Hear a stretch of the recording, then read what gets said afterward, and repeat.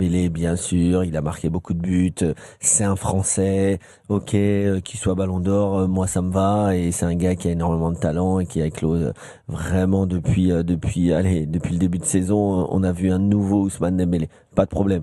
Bon, Lamine Yamal, pareil, intrinsèquement, c'est le meilleur joueur du monde, celui qui fait le plus frissonner, qui a été très régulier, qui a même gagné l'Euro l'année précédente à 17 piges, donc c'est monstrueux.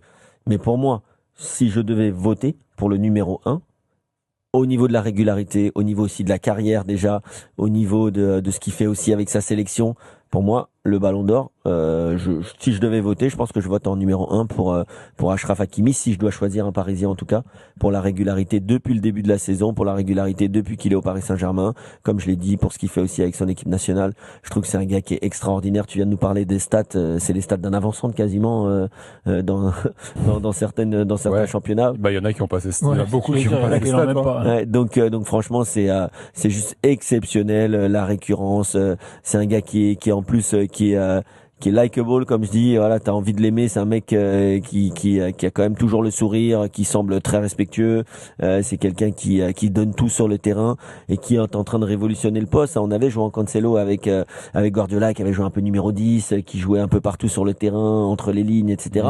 Mais là, Hakimi joue carrément numéro 9. Vraiment, c'est lui qui va presser là-haut. Il est en train d'amener, déjà ce poste a énormément évolué sur les 10-15 dernières années. Mais là, il est en train, lui et Nuno Mendes de l'autre côté, sont en train de l'amener à un niveau grâce à Luis Enrique qui est vraiment exceptionnel.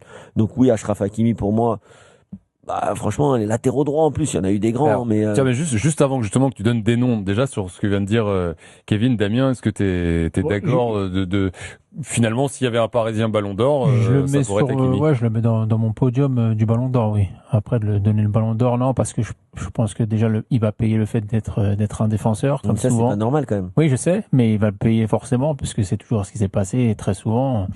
Cannavaro a gagné la Coupe du Monde, il avait eu le Ballon d'Or. Ouais, Mathias Zamer aussi l'avait eu.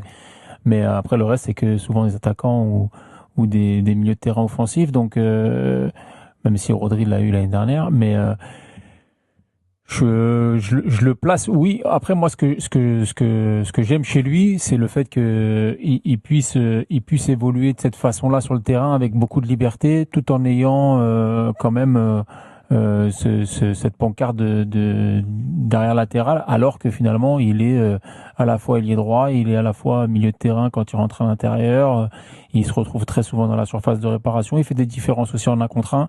J'avais beaucoup de scepticisme au départ sur ses facultés défensives, parce que pour moi c'était plus un joueur sur une défense à 3 où tu le mets sur le couloir, un piston, un très bon contre-attaquant, et je trouve qu'il a énormément progressé là-dessus.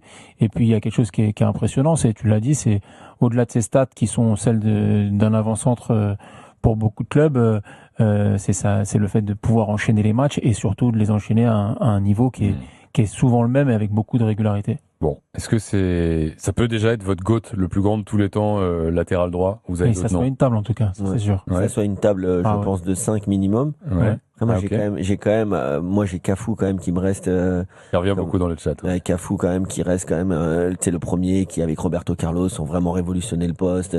Les mecs offensivement c'était des machines, à centrer, ça allait vite, machines à prendre le couloir, puissant, bon défensivement. Je reste quand même sur Cafu, mais ouais, en numéro 2, numéro 3, moi je peux aller aussi 2 ou 3, mais après il y a, tu l'as dit tout à l'heure, Javier Zanetti aussi qui était quand même impressionnant à l'époque. Plus défensif quand même. Ouais, mais qui avait quand même ce pouvoir de prendre le couloir, mais qui a marqué aussi des époques. Après, on avait le débat hier sur le fait de marquer des époques et de se souvenir des joueurs et qu'on préfère ces joueurs-là qui nous ont marqué à nos époques. Il y a Daniel Alves quand même. Daniel Alves aussi, Philippe Lam qui a été Philippe Lam aussi incroyable. Kimmich. Et il y en a un que vous oubliez quand même. Et pour moi tout là-haut. Salgado. Non, français. Thuram. Lilian Thuram, non? Oui, monstrueux. Bien sûr. Thuram, c'est vraiment le défenseur, par contre. Voilà, c'est pas le gars qui prend le couloir. Oui, c'est le vrai défenseur, c'est l'ancien central. Monté un peu quand même. Mais... Ouais, mais il est pas top 5 des meilleurs latéraux droits. Ah ouais. Frisson, ouais. Oui, non, mais pour le doubler, bien sûr. Mais c'est quelqu'un on peut pas dire qu'il avait une qualité de centre presque Willy Sagnol qui a fait une carrière extraordinaire. Aussi, il est revenu dans le chat Sagnol. Ouais.